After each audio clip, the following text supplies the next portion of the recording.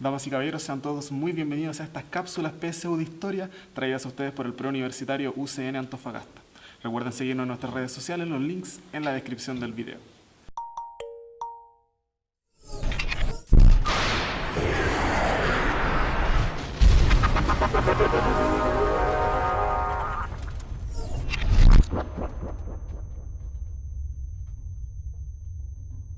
En esta cápsula nos corresponde abarcar las materias correspondientes a la Primera Guerra Mundial. Tras la Revolución Industrial, el colonialismo y la explosión demográfica, Europa estaba en la cúspide de su dominio mundial, en gran parte debido a su superioridad tecnológica e intelectual.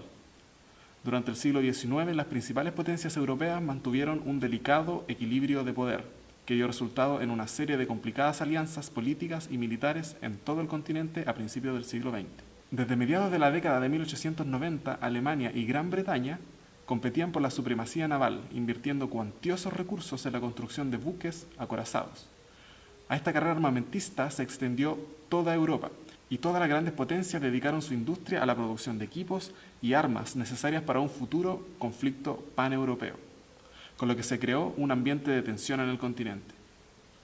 Esta tensión alcanzó su cúlmine con el asesinato del archiduque Francisco Fernando de Austria, lo que desencadenó un conflicto bélico de proporciones mundiales que duró hasta 1918. Veamos ahora las principales consecuencias de la Primera Guerra Mundial. Entre las consecuencias económicas encontramos inflación y endeudamiento generales. Estados Unidos se convierte en la primera potencia mundial y en Europa se destruyen industrias e infraestructuras. Desaparece la monarquía austrohúngara y en su lugar aparecen la República de Austria, Hungría y Checoslovaquia. Se creó la Sociedad de las Naciones o Liga de las Naciones durante las conversaciones de Versalles, a propuesta del presidente estadounidense Wilson, con el objetivo de garantizar la paz y el orden internacional. Y además de esto, se impusieron durísimas sanciones a Alemania a través del Tratado de Versalles, lo que traería nefastas consecuencias para Europa en los años siguientes. El asesinato del archiduque Francisco Fernando fue el hecho detonante de la Primera Guerra Mundial. Esto se conoció como el atentado de Sarajevo, y te lo voy a explicar antes de que termine de girar este spinner.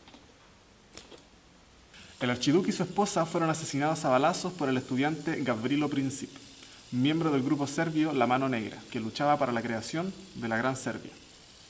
El 23 de julio de 1914, el gobierno de Viena envió un ultimátum de 48 horas a Serbia, en el que insinuaba la comparecencia de Belgrado con el crimen de Sarajevo, y lo conminaba a cumplir una serie de requisitos, entre ellos que fueran eliminados del ejército y de la administración varios funcionarios anti-austríacos.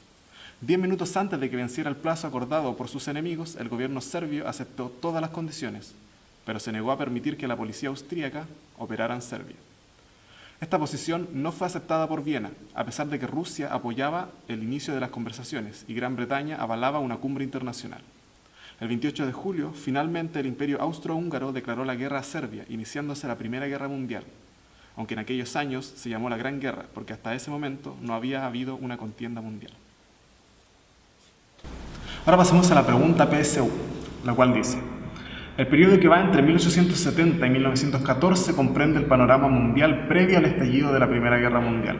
Este preámbulo de conflicto se caracterizó, entre otros elementos, por 1. La competencia económica y armamentista entre las potencias europeas. 2. El reparto territorial entre unas pocas potencias y el desarrollo de zonas de fricción. 3. La hegemonía de Estados Unidos y las relaciones económicas internacionales mundiales. Analicemos. El enunciado 1 dice la competencia económica y armamentista entre las potencias europeas. Sabemos que eso fue así, sabemos que hubo una carrera armamentista a finales del siglo XIX. El reparto territorial entre unas pocas potencias y el desarrollo de zonas de fricción. También sabemos que fue eso gracias al proceso de colonización. Y 3. La hegemonía de Estados Unidos en las relaciones económicas internacionales mundiales. Sabemos que la hegemonía de Estados Unidos recién surgió terminada la Primera Guerra Mundial, así que descartamos inmediatamente el enunciado 3 y nos quedamos con 1 y 2. Por lo tanto, alternativa C, solo 1 y 2. Y muy bien, eso ha sido todo por la cápsula de hoy. Muchas gracias por ver y nos vemos hasta la próxima.